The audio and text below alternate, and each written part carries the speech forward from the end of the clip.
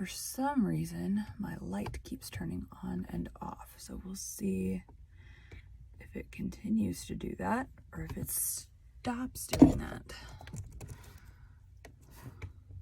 I forgot to save this. We are on 17. Chapter 17. And we want to make sure we record with the correct mic because right now it's recording on my computer. There we go. We don't want the computer mic, then it sounds really bad. Okay. Welcome to Bite at a Time Books, where we read you your favorite classics one bite at a time. My name is Bree Carlisle, and I love to read and wanted to share my passion with listeners like you.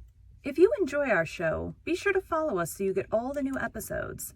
If you want to see exclusive behind the scenes of our show, join our Patreon. Dang light. I don't know what its deal is. Let me unplug this second thing.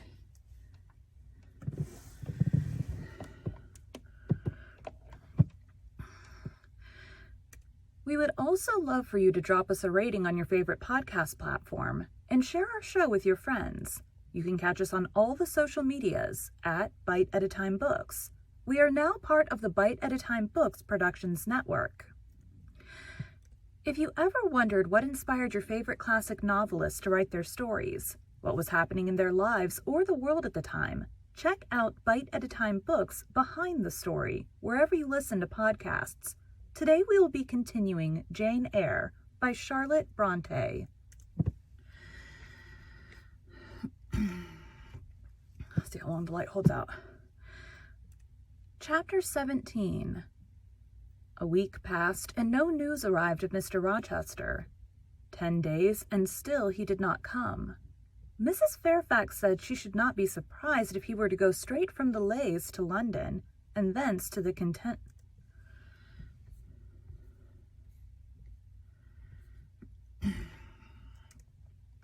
Mrs.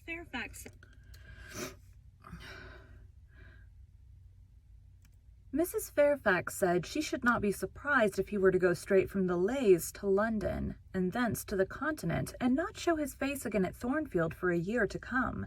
He had not unfrequently quitted it in a manner quite as abrupt and unexpected. When I heard this, I was beginning to feel a strange chill and failing at the heart. I was actually permitting myself to experience a sickening sense of disappointment. But rallying my wits and recollecting my principles, I at once called my sensations to order, and it was wonderful how I got over the temporary blunder, how I cleared up the mistake of supposing Mr. Rochester's movements a matter... Running out of air.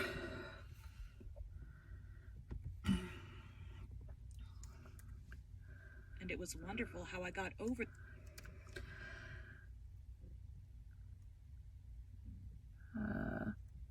And it was wonderful how I got over the temporary blunder, how I cleared up the mistake of supposing Mr. Rochester's movements a matter in which I had any cause to take a vital interest. Not that I humbled myself by a slavish notion of inferiority. On the contrary, I just said, "You have nothing to do with the master of Thornfield, further than to receive the salary he gives you for teaching his protégé, and to be grateful for such respectful and kind treatment as, if you do your duty, you have a right to expect at his hands.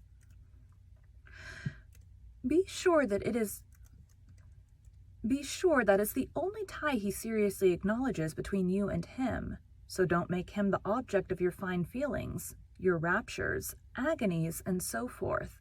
He is not of your order. Keep to your caste, and be too self-respecting to lavish the love of the whole heart, soul, and strength, where such a gift is not wanted and would be despised." I went on with my day's business tranquilly, but ever and anon vague suggestions kept wandering across my brain of reasons why I should quit Thornfield, and I kept involuntarily framing advertisements and pondering conjunctures about new situations. These thoughts I did not think to check. They might germinate and bear fruit if they could. Mr. Rochester had been absent upwards of a fortnight when the post brought Mrs. Fairfax a letter.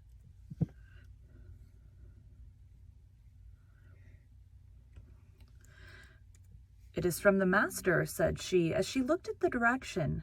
"Now I suppose we shall know whether we are to expect his return or not." And while she broke the seal and perused the document, I went on taking my coffee. We were at breakfast. It was hot, and I attributed to that circumstance a fiery glow which suddenly rose to my face.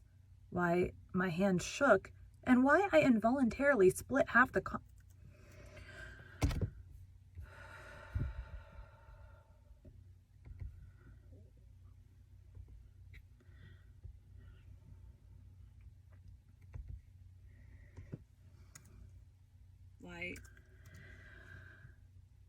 Why my hand shook, and why I involuntarily spilt half the contents of my cup into my saucer, I did not choose to consider. "Well, I sometimes think we are too quiet, but we run a chance of being busy enough now, for a little while at least," said Mrs. Fairfax, still holding the note before her spectacles. Ere I permitted myself to request an explanation, I tied the string of Adele's pinafore, which happened to be loose. Having helped her also to another bun and refilled her mug with milk, I said nonchalantly, "Mr. Rochester is not likely to resume..."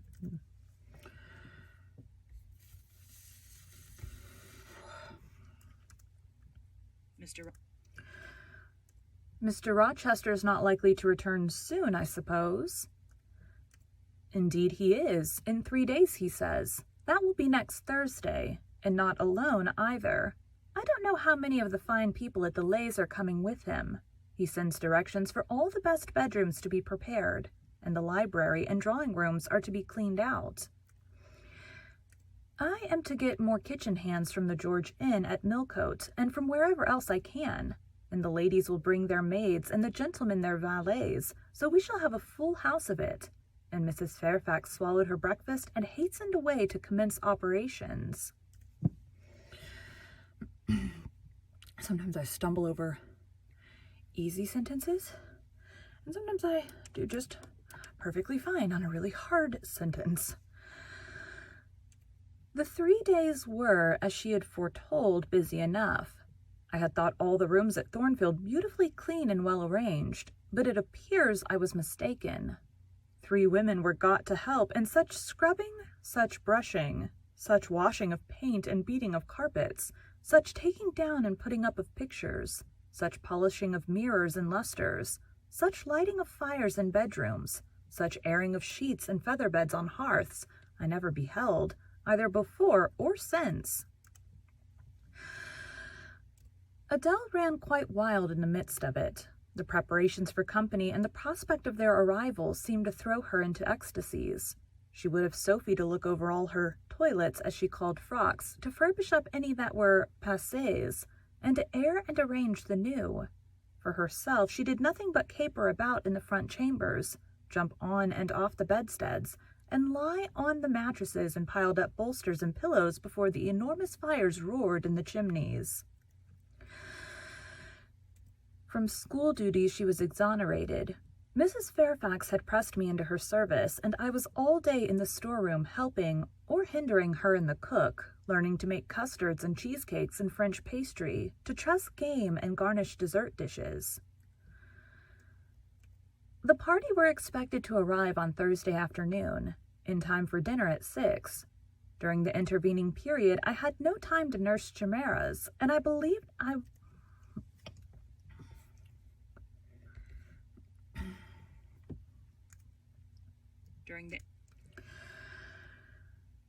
During the intervening period, I had no time to nurse chimeras, and I believed I was as active and gay as anybody, Adele excepted.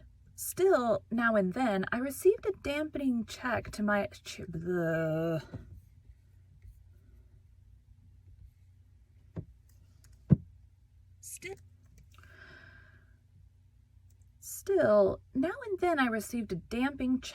cheerfulness, and was, in spite of myself, thrown back on the region of doubts and portents and dark conjectures. This was when I chanced to see the 3rd-story staircase door, which of late had all bleh. This was when I chanced to see the third-story staircase door, which of late had always been kept locked, open slowly and give passage to the form of Grace Poole in prim cap, white apron, and handkerchief, when I watched her glide along the gallery and her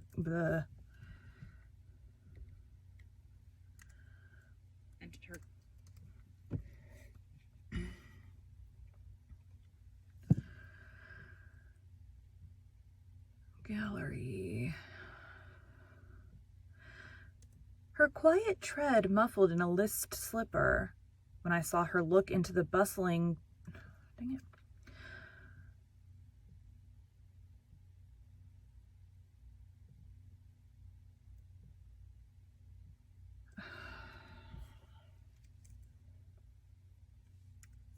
Along the gallery.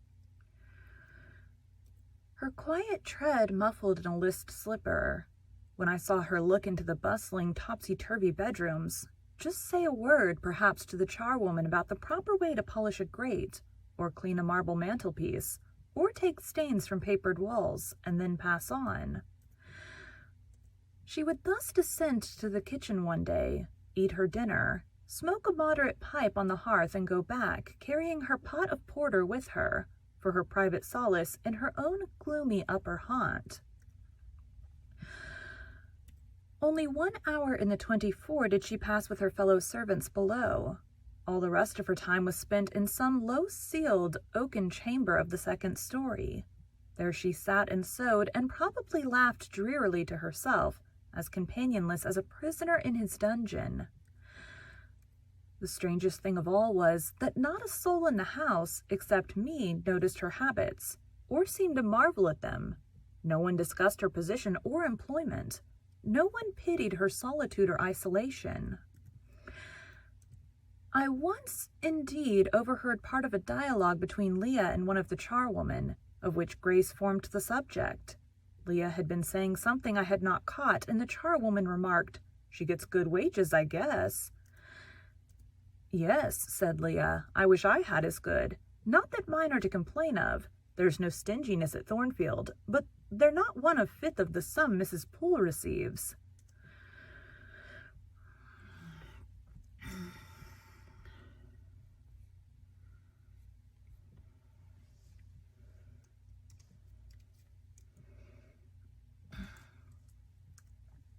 I guess. "Yes," said Leah, "I wish I had as good. Not that mine are to complain of. There's no stinginess at Thornfield, but they're not 1/5 of the sum Mrs. Poole receives. And she is laying by. She goes every quarter to the bank at Millcote. I should not wonder but she has saved enough to keep her independent if she liked to leave. But I suppose she's got used to the place. And then she's not 40 yet, and strong and able for anything. It is too soon for her to give up business." "She is a good hand, I dare say," said the charwoman. Scroll down. "Ah, she understands what she has to do. Nobody better," rejoined... "Ah, she understands what she has to do. Nobody better," rejoined Leah significantly, "and it is not every one who could fill her shoes, not for all the money she gets." "That it is not," was the reply. "I wonder whether the master—" The charwoman was going on, but here Leah turned and perceived me, and she instantly gave her companion a nudge. "Doesn't she know?" I heard the woman whisper. Leah shook her head, and the conversation was of course dropped. All I had gathered from it amounted to this, that there was a mystery at Thornfield, and that from participation in that mystery I was purposely excluded. Thursday came. All work had been completed the previous evening. Carpets were laid down, bed hangings festooned, radiant white counterpanes spread, toilet tables arranged, furniture rubbed, flowers piled in vases. Both chambers and saloons looked as fresh and bright as hands could make them. The hall, too, was scoured, and the great carved clock, as well as the steps and banisters of the staircase, were polished to the brightness of glass. In the dining room, the sideboard flashed resplendent with plate. In the drawing room and boudoir, vases of exotics bloomed on all sides. Afternoon arrived. Mrs. Fairfax assumed her best black satin gown, her gloves, and her gold watch, for it was her part to receive the company, to conduct the ladies to their rooms, etc. Adele, too, would be dressed, though I thought she had little chance of being introduced to the party that day at least. However, to please her, I allowed Sophie to apparel her in one of her short, full muslin frocks. For myself, I had no need to make any change. I should not be called upon to quit my sanctum of the schoolroom, for a sanctum it was now become to me, a very pleasant refuge in time of trouble. It had been a mild, serene spring day, one of those days which, towards the end of March or the beginning of April, It had been a mild, serene spring day, one of those days which toward the end of March or the beginning of April rise shining over the earth as heralds of summer. It was drawing to an end now, but the evening was even warm, and I sat at work in the schoolroom with the window open.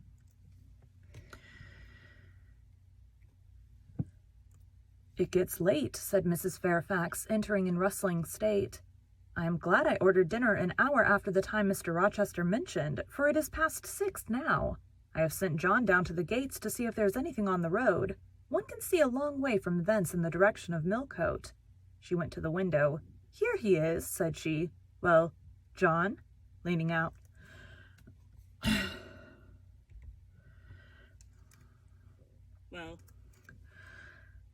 Well, John," leaning out, "any news?" "They're coming, ma'am," was the answer. "They'll be here in 10 minutes. Adele flew to the window. I followed, taking care to stand on one side so that, screened by the curtain, I could see without being seen. The 10 minutes John had given seemed very long, but at last wheels were heard. 4 equestrians galloped up the drive, and after them came 2 open carriages. Fluttering veils and waving plumes filled the vehicles. 2 of the cavaliers were young, dashing-looking gentlemen. The third was Mr. Rochester on his black horse Mesrour, Pilot bounding before him. At his side rode a lady, and he and she were the first of the party. Her purple riding habit almost swept the ground. Her veil streamed long on the breeze, mingling with its transparent folds, and gleaming through them shone rich raven ringlets. "Miss Ingram!" exclaimed Mrs. Fairfax, and away she hurried to her post below. The cavalcade, following the sweep of the drive, quickly turned the angle of the house, and I lost sight of it. Adele now petitioned to go down, but I took her on my knee and gave her to understand that she must not on any account think of venturing in sight of the ladies, either now or at any other time, unless expressly sent for. That Mr. Rochester would be very angry, etc. Some natural tears she shed on being told this, but as I began to look very grave, she consented at last to wipe them.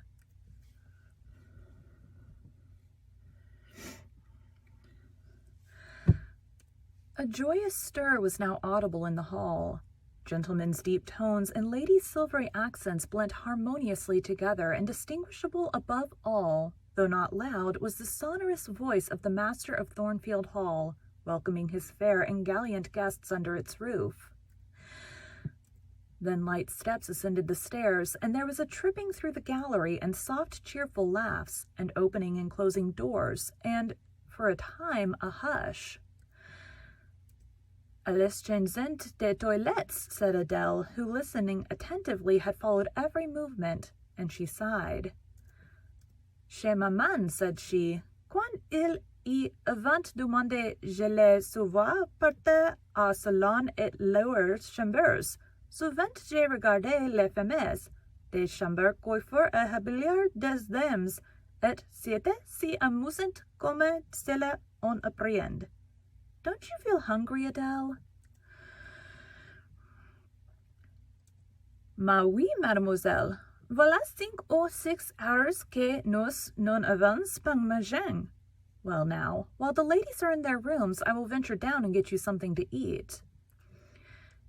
And issuing from my asylum with precaution, I sought a back stairs which conducted directly to the kitchen. All in that region was fire and commotion. The soup and fish were in the last stage of projection, and the cook hung over her crucibles in a frame of mind and body threatening spontaneous combustion. In the servants' hall, 2 coachmen and 3 gentlemen's gentlemen stood or sat round the fire. The Abigails, I suppose, were upstairs with their mistresses. The new servants that had been hired for Millcote were bustling about everywhere. Threading this chaos, I at last reached the larder. There I took possession of a cold chicken, a roll of bread, some tarts, a plate or 2, and a knife and fork. With this booty I made a hasty retreat.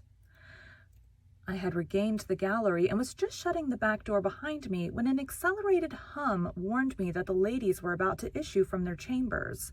I could not proceed to the schoolroom without passing some of their doors, and running the risk of being surprised with my cargo of victuallage. So I stood still at this end, which, being windowless, was dark. Quite dark now, for the sun was set and twilight gathering.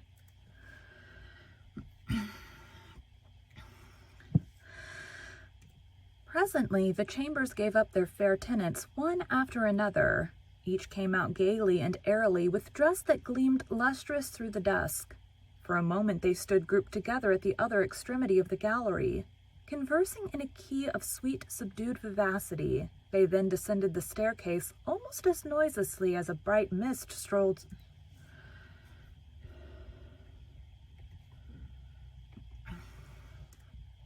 Conversing in a key of sweet, subdued vivacity, they then descended the staircase almost... Oh my God, I did it again. Conversing in a key of sweet, subdued vivacity, they then descended the staircase almost as noiselessly as a bright mist rolls down a hill. Their collective appearance had left on me an impression of high-born elegance, such as I had never before received. I found Adele peeping through the schoolroom door, which she held ajar. "What beautiful ladies!" cried she in English. "Oh, I wish I might go to them. Do you think Mr. Rochester will send for us by and by after dinner?" "No, indeed, I don't. Mr. Rochester has something else to think about. Never mind the ladies tonight. Perhaps you will see them tomorrow. Here's your dinner."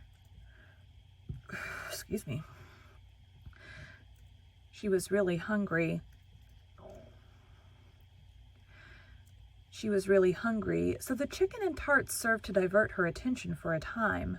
It was well I secured this forage, or both she, I, and Sophie, to whom I conveyed a share of our repast, would have run a chance of getting no dinner at all. Everyone downstairs was too much engaged to think of us. The dessert was not carried out till after 9, and at 10...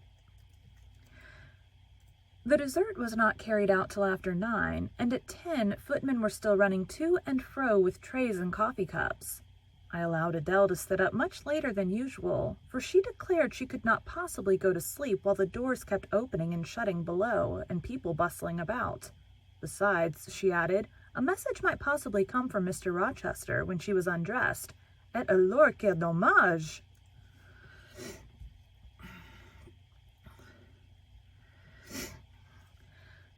I told her stories as long as she would listen to them, and then for a change I took her out into the gallery. The hall lamp was now lit, and it amused her to look over the balustrade and watch the servants passing backwards and forwards.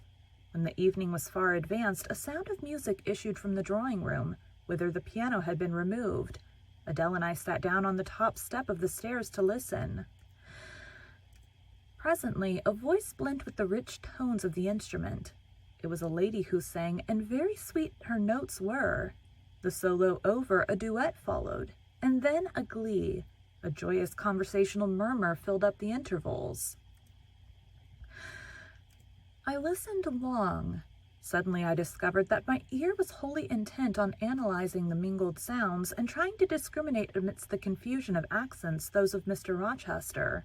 And when it caught them, which it soon did, it found a further task in framing the tones, rendered by distance inarticulate into words. The clock struck 11. I looked at Adele, whose head leaned against my shoulder. Her eyes were waxing heavy, so I took her up in my arms and carried her off to bed. It was near 1 before the gentlemen and ladies sought their chambers. The next day was as fine as its predecessor. It was devoted by the party to an excursion to some site in the neighborhood. They set out early in the forenoon, some on horseback, the rest in carriages. I witnessed both the departure and the return. Miss Ingram, as before, was the only lady equestrian, and, as before, Mr. Rochester galloped at her side. The two rode a little apart from the rest. I pointed out this circumstance to Mrs. Fairfax, who was standing at the window with me. "You said it was not likely they should think of being married," said I, "but you see Mr. Rochester evidently prefers her to any of the other ladies." Yes, I dare say, no doubt he admires her." "And she him," I added. "Look how she leans her head towards him as if she were conversing confidentially. I wish I could see her face. I never had a glimpse of it yet."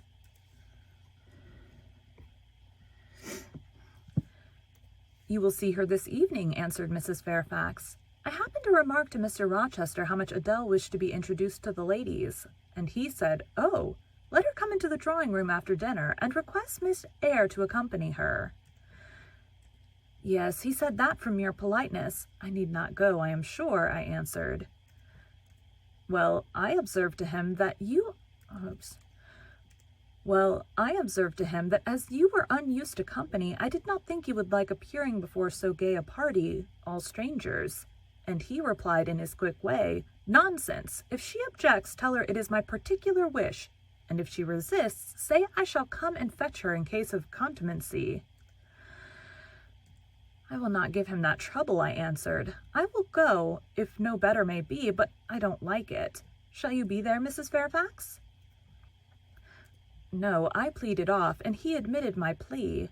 I tell you how to manage so as to avoid the embarrassment of making a formal entrance, which is the most disagreeable part of the business. You must go into the drawing-room while it is empty, before the ladies leave the dinner table. Choose your seat in any quiet nook you like. You need not stay long after the gentlemen come in, unless you please. Just let Mr. Rochester see you are there and then slip away. Nobody will notice you." Stop.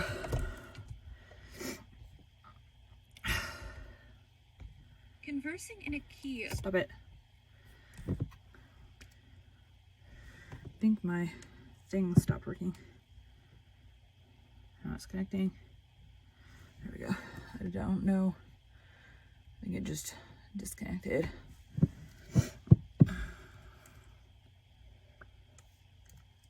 Nobody will notice you. Will these people remain long, do you think? Perhaps 2 or 3 weeks, certainly not more. After the Easter recess, Sir George Lynn, who was lately elected member for Millcote, will have to go up to town and take his seat. I dare say Mr. Rochester will accompany him. It surprises me that he has already made so protracted a stay at Thornfield.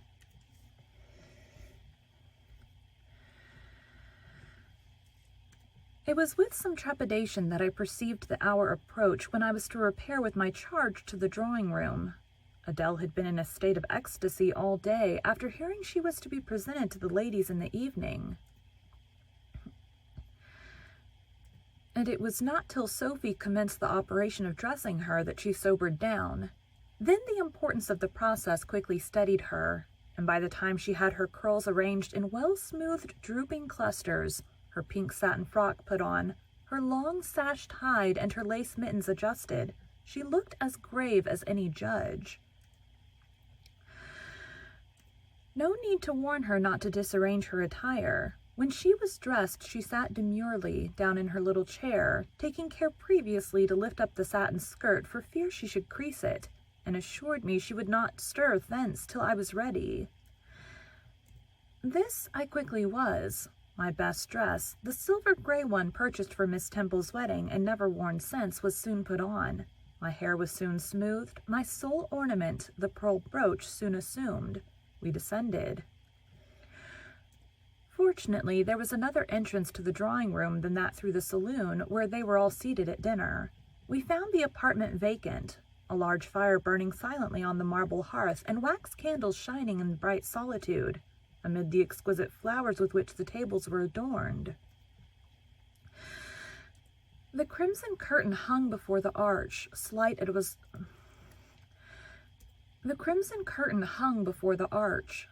as was the separation this drapery formed from the party in the adjoining saloon. They spoke in so low a key that nothing of their conversation could be distinguished beyond a soothing murmur. Adele, who appeared to be still under the influence of a most solemnizing impression, sat down, without a word, on the footstool I pointed out to her. I retired to a window seat, and taking a book from a table near, endeavored to read. Adele brought her stool to my feet. Ere long she touched my knee. "What is it, Adele?" "Est ce que je ne peux pas prendre un seul de ces fleurs magnifiques, mademoiselle? Seulement pour complémenter ma toilette."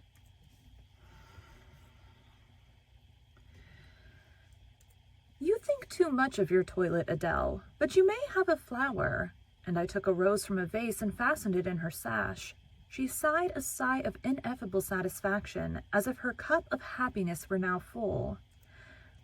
I turned my face away to conceal a smile I could not suppress. There was something ludicrous as well as painful in the little Parisian's earnest and innate devotion to matters of dress. A soft sound of rising now became audible. The curtain was swept back from the arch. Through it appeared the dining room with its lit luster pouring down light on the silver and glass of a magnificent dessert service covering a long table. A band of ladies stood in the opening. They entered, and the curtain fell behind them. There were but 8, yet somehow as they flocked in, they gave the impression of a much larger number. Some of them were very tall. Many were dressed in white, and all had a sweeping amplitude of array that seemed to magnify their persons as a mist magnifies the moon. I rose and curtsied to them. 1 or 2 bent their heads in return, and others only stared at me. They dispersed about the room, reminding me by the lightness and buoyancy of their movements of a flock of white plumy birds. Some of them threw themselves in half-reclining positions on the sofas and ottomans. Some bent over the tables and examined the flowers and books. The rest gathered in a group round the fire. All talked in a low but clear tone which seemed habitual to them. I knew their names afterwards, as many as well mentioned them now.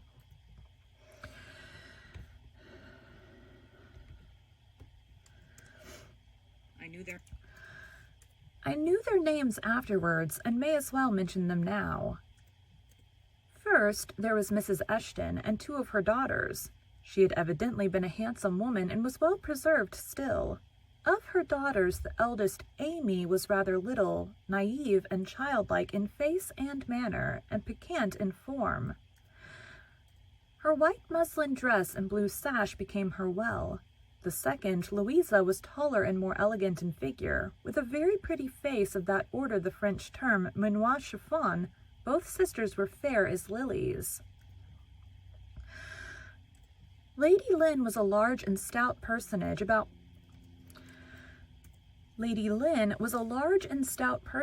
about 40, very erect, very haughty-looking, richly dressed in a satin robe of changeful sheen. Her dark hair shone glossily under the shade of an azure plume and within the circlet of a band of gems.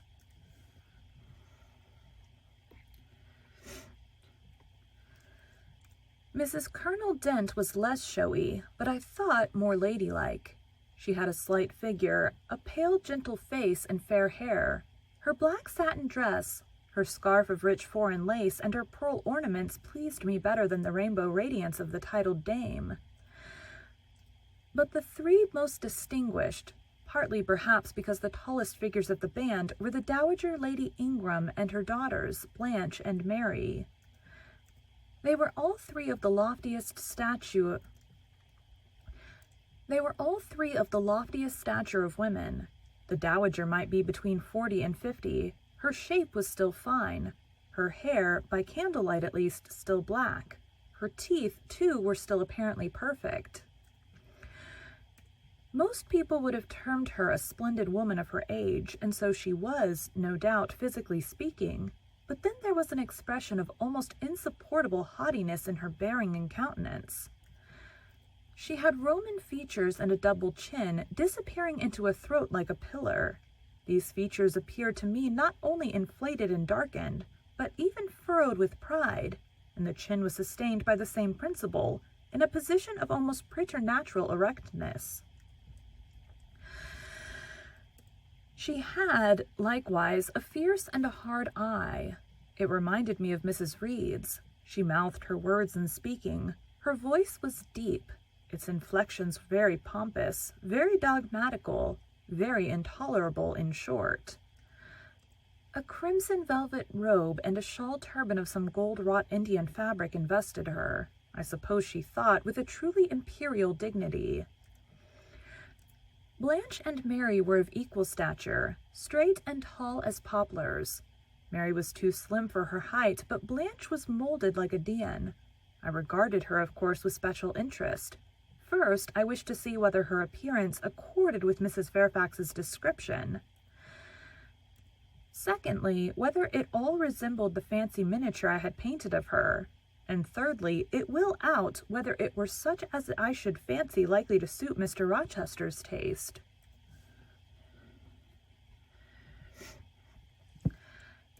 As far as person went, she answered point for point both to my picture and Mrs. Fairfax's description.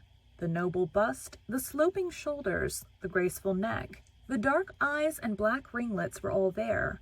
But her face was like her mother's, a youthful unfurrowed likeness, the same low brow, the same high features, the same pride. It was not, however, to saturnine pride. She laughed continually. Her laugh was satirical, and so was the habitual expression of her arched and haughty lip. Genius is said to be self-conscious. I cannot tell whether Miss Ingram was a genius, but she was self-conscious, remarkably self-conscious indeed. She entered into a discourse on botany with the gentleman She entered into a discourse on botany with the gentle Mrs. Dent. It seemed Mrs. Dent had not studied that science, though, as she said, she liked flowers, especially wild ones. Miss Ingram had, and she ran over its vocabulary with an air. I presently perceived she was what is vernacularly termed trailing Mrs. Dent, that is, playing on her ignorance. Her trail might be clever, but it was decidedly not good-natured. She played. Her execution was brilliant. She sang. Her voice was fine. She talked French apart to her mamma, and she talked it well, with fluency and with a good accent.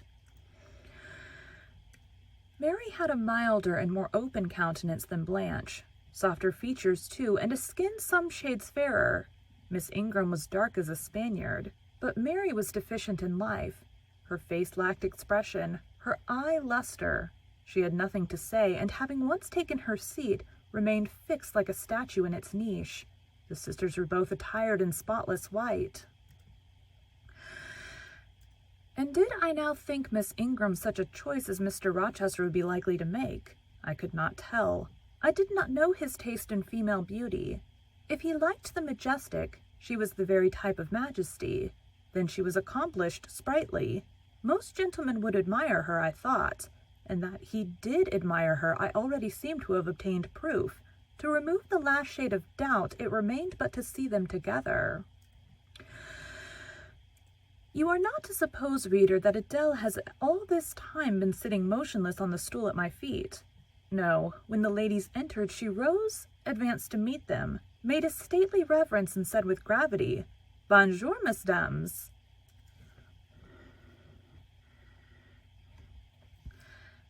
And Miss Ingram had looked down on her with a mocking air and exclaimed, "Oh, what a little puppet!" Lady Lynn had remarked, "It is Mr. Rochester's ward, I suppose, the little French girl he was speaking of." Mrs. Dent kindly taken her hand. Mrs. Stent had kindly taken her hand and given her a kiss. Amy and Louisa Eshton had cried out simultaneously, "What a love of a child!" And then they had called her to a sofa where she now sat, ensconced between them, chattering alternately in French and broken English, absorbing not only the young lady's attention, but that of Mrs. Eshton and Lady Lynn, and getting spoiled to her heart's content. At last, coffee is brought in, and the gentlemen are summoned.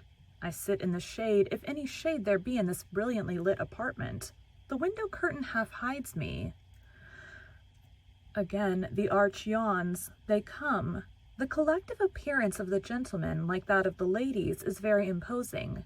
They are all costumed in black. Most of them are tall, some young. Henry and Frederick Lynn are very dashing sparks indeed, and the Colonel Dent is a fine soldierly man. Mr. Eshton, the magistrate of the district, is gentlemanlike. His hair is quite white, his eyebrows and whiskers still dark, which gives him something in the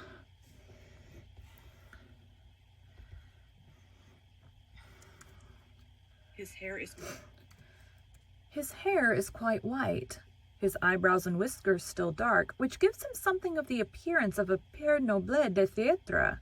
Lord Ingram, like his sisters, is very tall. Like them also he is handsome, but he shares Mary's apathetic and listless look. He seems to have more length of limb than vivacity of blood or vigor of brain. And where is Mr. Rochester?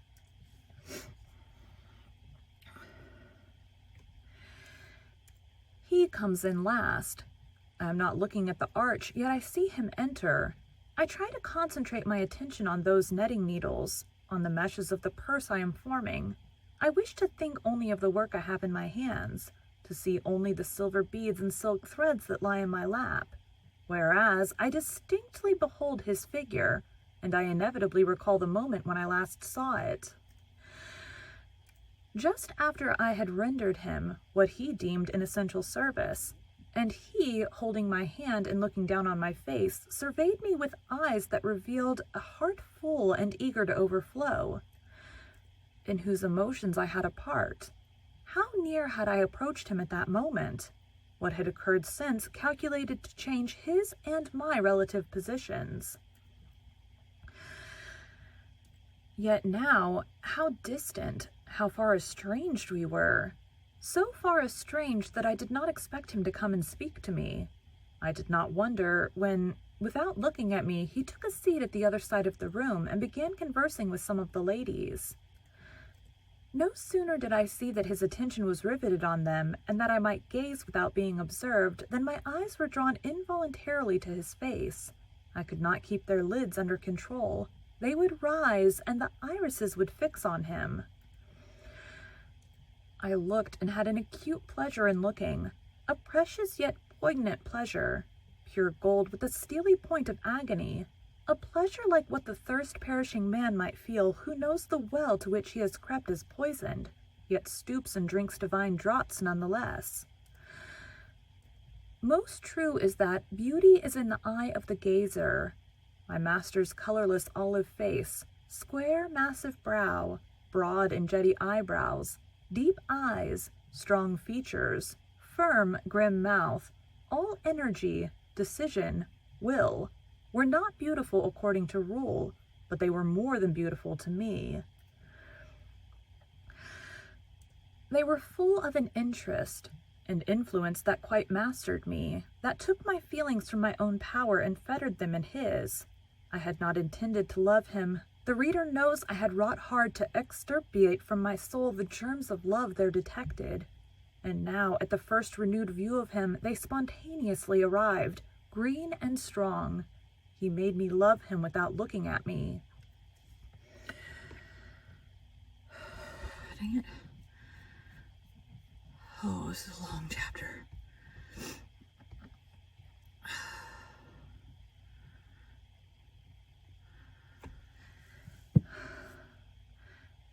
I compared him with, you know what, I have to go get other work done.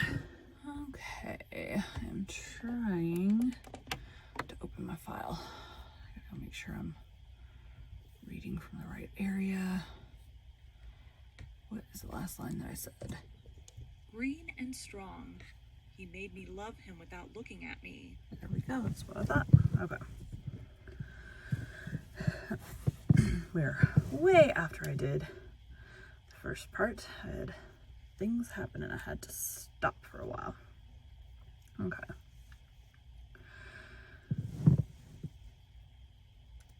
I compared him with his guests. What was the gallant grace of the Lynns? The languid elegance of Lord Ingram? Even the military distinction of Colonel Dent contrasted with his look of native pith and genuine power. Clearly we're going to be a fight for this thing to stay on again.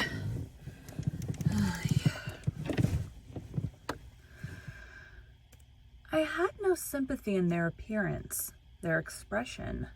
Yet I could imagine that most observers would call them attractive, handsome, imposing, while they would pronounce Mr. Rochester at once harsh-featured and melancholy-looking.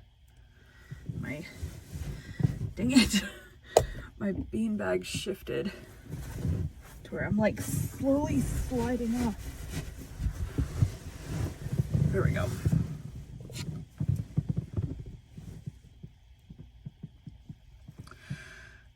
I saw them smile, laugh.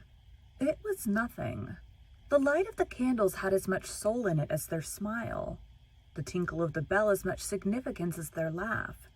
I saw Mr. Rochester smile. His stern features softened. His eyes grew both brilliant and gentle. The light again. Its ray both searching and sweet. He was talking at the moment to Louisa and Amy Eshton.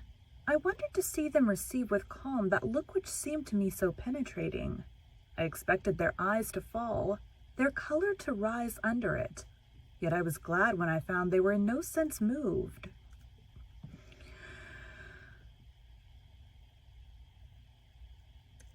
He is not to them what he is to me, I thought. He is not of their kind. I believe he is of mine. I am sure he is. I feel akin to him. I understand the language of his countenance and movements. Though rank and wealth sever us widely, I have something in my brain and heart, in my blood and nerves, that assimilates me mentally to him. Did I say a few days since that I had nothing to do with him, but to receive my salary at his hands? Did I forbid myself to think of him in any other light than as a paymaster? Blasphemy against nature, every good, true, vigorous feeling I have gathers impulsively round him. I know I must conceal my sentiments. I must smother hope. I must remember that he cannot care much for me. For when I say,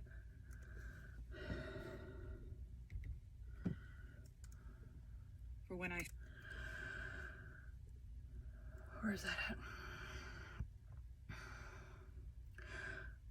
For when I say that I am of his kind, I do not mean that I have his force to influence and his spell to attract.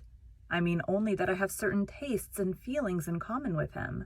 I must then repeat continually that we are forever sundered, and yet, while I breathe and think, I must love him.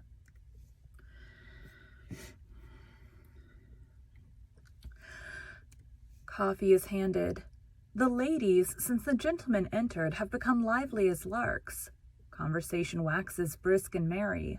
Colonel Dent and Mr. Eshton argue on politics. Their wives listen. The two proud dowagers, Lady Lynn and Lady Ingram, confabulate together. Sir George, whom, by the by, I have forgotten to describe, a very big and very fresh-looking country gentleman, stands before their sofa, coffee cup in hand, and occasionally puts in a word. Mr. Frederick Lynn has taken a seat beside Mary Ingram and is showing her the engravings of a splendid volume. She looks, smiles now and then, but apparently says little. The tall and phlegmatic Lord Ingram leans with folded arms on the chair-back of the little and lively Amy Eshton. She glances up at him and chatters like a wren. She likes him better than she does Mr. Rochester. Henry Lynn has taken possession of an ottoman at the feet of Louisa.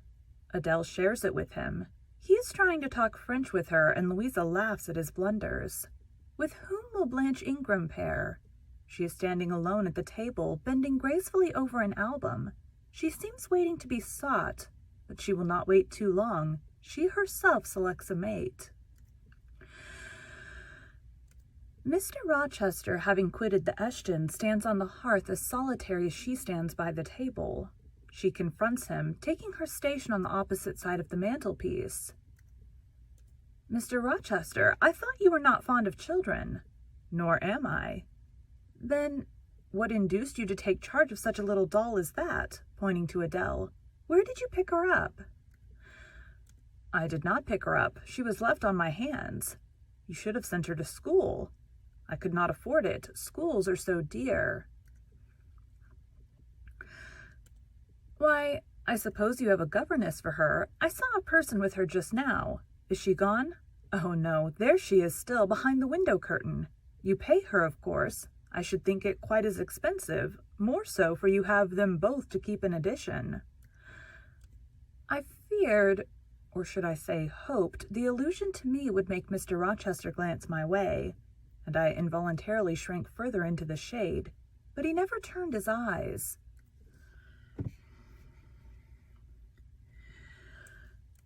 "I have not considered the subject," said he indifferently, looking straight before him.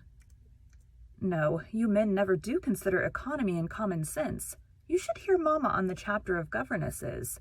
Mary and I have had, I should think, a dozen at least in our day, half of them detestable and the rest ridiculous, and all were they? Ugh.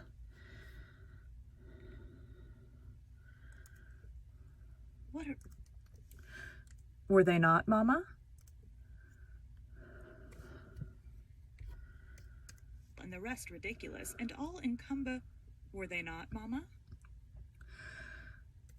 "Did you speak my own?" The young lady thus claimed as the dowager's special property reiterated her question with an explanation. "My dearest, don't mention governesses. The word makes me nervous. I have suffered a martyrdom from their incompetency and caprice. I thank heaven I have now done with them." Mrs. Dent here bent over to the pious lady and whispered something in her ear. I suppose from the answer elicited, it was a reminder that one of the anathematized race was What?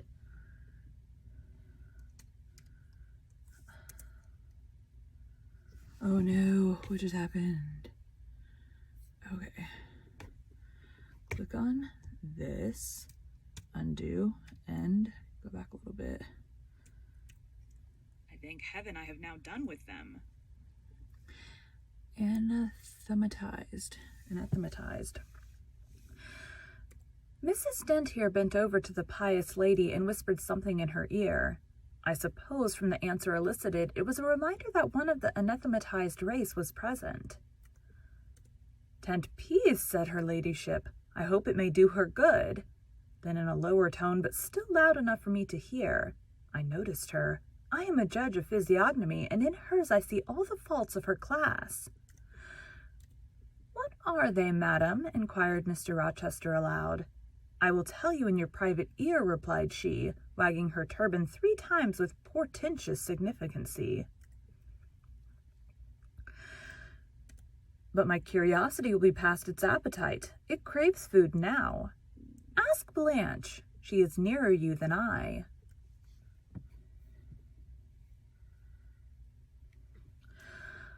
"Oh, don't refer him to me, Mamma. I have just one word to say of the whole tribe. They are a nuisance. Not that I ever suffered much from them. I took care to turn the tables. What tricks Theodore and I used to play on our Miss Wilsons and Miss...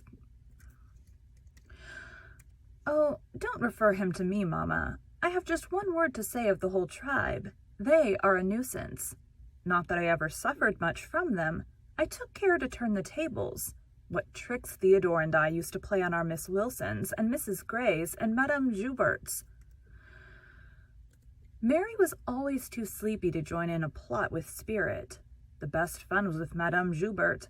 Miss Wilson was a poor sickly thing, morose and low-spirited, not worth the trouble of vanquishing, in short, and Mrs. Gray was hoarse and insensible.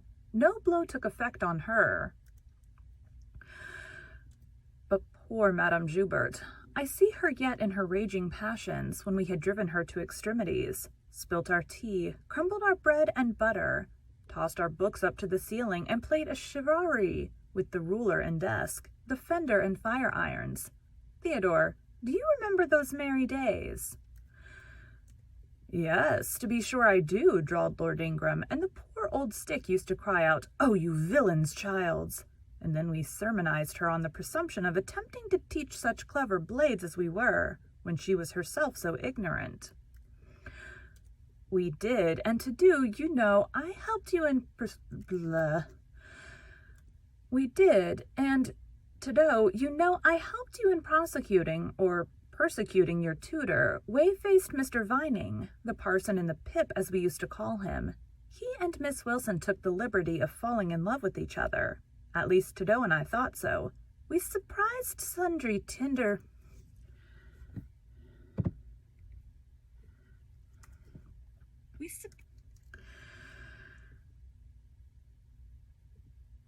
We surprised sundry tender glances and sighs which we interpreted as tokens of la belle passion, and I promise you the public soon had the benefit of our discovery.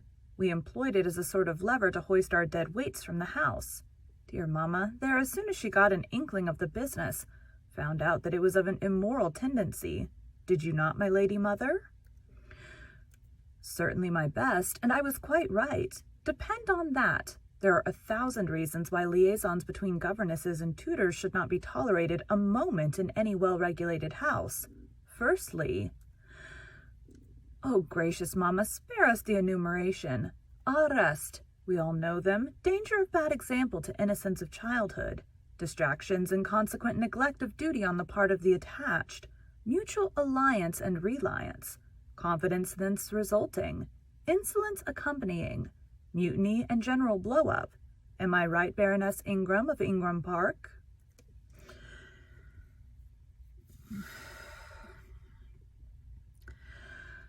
My lily flower, you are right now, as always. Then no more need be said. Change the subject. Amy Eshton, not hearing or not heeding this dictum, joined in with her soft, infantine tone. Louisa and I used to quiz our governess, too. But she was such a good creature. She would bear anything. Nothing put her out. She was never cross with us, was she, Louisa? No, never. We might do what we pleased, ransack her desk and her workbox, and turn her drawers inside out, and she was so good-natured she would give us anything we asked for. I suppose now, said Miss Ingram, curling her lip sarcastically, we shall have an abstract of the memoirs of all the governesses extant, in order to avert such a visitation. I again move the introduction of a new topic. Mr. Rochester, do you second my motion? Madame, I support you on this point as on every other. Then on me be the onus of bringing it forward. Signor Eduardo, are you in a voice tonight? Donna Bianca, if you command it, I will be. Then, signor, I lay on you my sovereign behest to furbish up your lungs and other vocal organs, as they will be wanted on my royal service.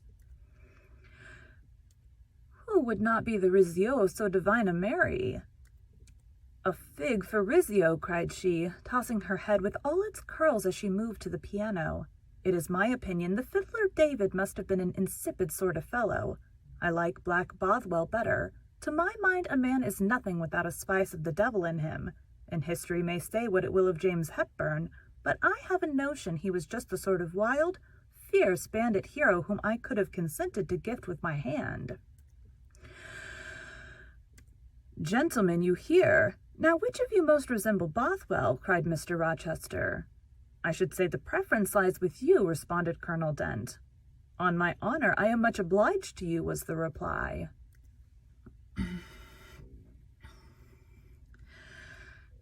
Miss Ingram, who had now seated herself with proud grace at the piano, spreading out her snowy robes in queenly amplitude, commenced a brilliant prelude, talking meantime. She appeared to be on her high horse tonight. Both her words and her air seemed intended to incite not only the admiration, but the amazement of her auditors. She was evidently bent on striking them as something very dashing and daring indeed. "Oh, I am so sick of the young men of the present day," exclaimed she, rattling away at the instrument. "Poor puny things, not fit to stir a step beyond Papa's park gates, nor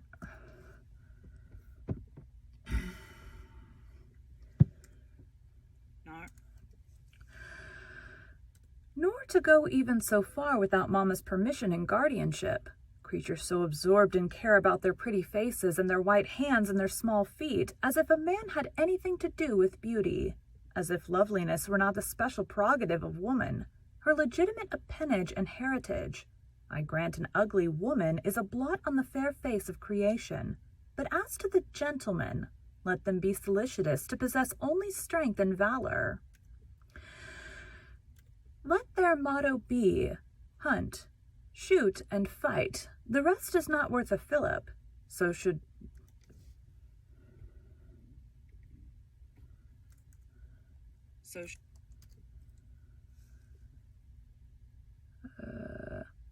such should be my device were I a man.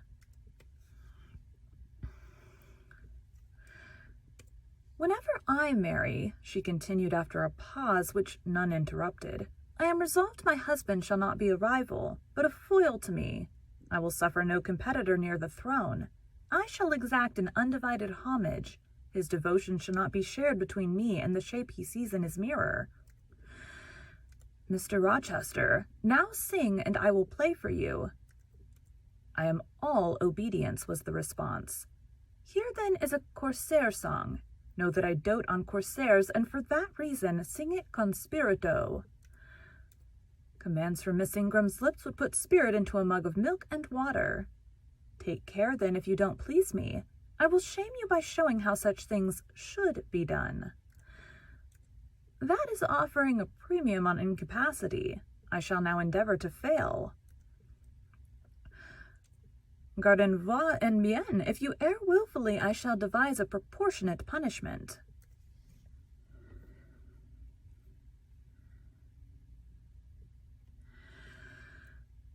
Miss Ingram ought to be clement, for she has it in her power to inflict a chastisement beyond mortal endurance. Ha! Explain, commanded the lady. Pardon me, madame, no need of explanation. Your own fine sense must inform you that one of your frowns would be a sufficient substitute for capital punishment. Sing, said she, and again touching the piano, she commenced an accompaniment in spirited style. Now is my time to slip away, thought I, but the tones that then severed the air arrested me. Mrs. Fairfax had said Mr. Rochester possessed a fine voice.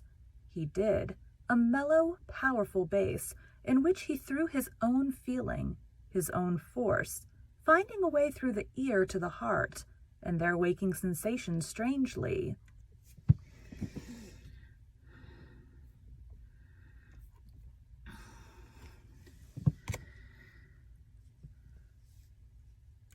I waited till the last deep and full vibration had expired, till the tide of talk, checked an instant, had resumed its flow. I then quitted my sheltered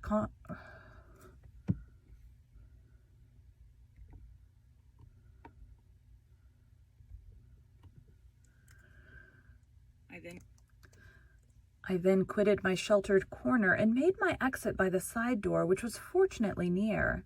Thence a narrow passage led into the hall. In crossing it, I perceived my sandal was loose. I stopped to tie it, kneeling down for that purpose on the mat at the foot of the staircase. I heard the dining-room door unclose. A gentleman came out. Rising hastily, I stood face to face with him. It was Mr. Rochester. "How do you do?" he asked. "I am very well, sir. Why did you not come and speak to me in the room?" I thought I might have retorted the question on him who put it, but I would not take that freedom.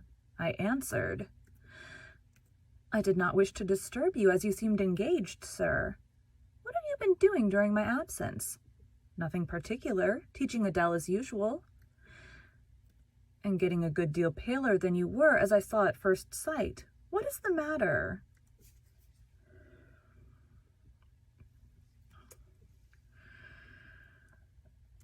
Nothing at all, sir. Did you take any cold that night you half drowned me? Not the least.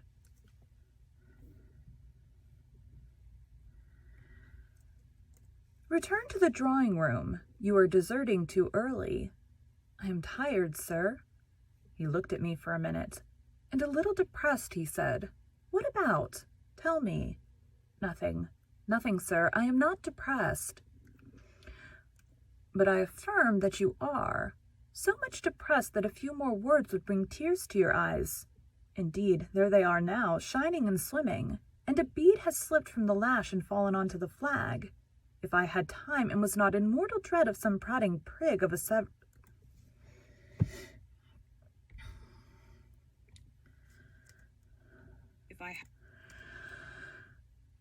If I had time and was not in mortal dread of some prating prig of a servant passing, I would know what all this means. Well, tonight I excuse you, but understand that so long as my visitors stay, I expect you to appear in the drawing room every evening. It is my wish. Don't neglect it. Now go and send Sophie for Adele. Good night, my... He stopped, bit his lip, and abruptly left me. Go to the right paragraph.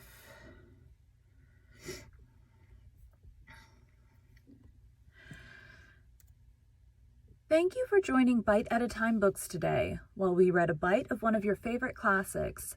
If you enjoy our show, be sure to follow us so you get all the new episodes. If you want to see exclusive behind the scenes of our show, join our Patreon. We would also love for you to drop us a rating on your favorite podcast platform and share our show with your friends. You can catch us on all the social medias at Bite at a Time Books. Also, be sure to check us on our website, www.biteatatimebooks.com. We are now part of the Bite at a Time Books Productions Network. If you ever wondered what inspired your favorite classic novelists to write their stories, what was happening in their lives or the world at the time, check out Bite at a Time Books Behind the Story, Tuesdays wherever you listen to podcasts. Again, my name is Bree Carlisle, and I hope you come back tomorrow while we take the next bite of Jane Eyre. That is an almost 50-minute chapter. All right, that is it.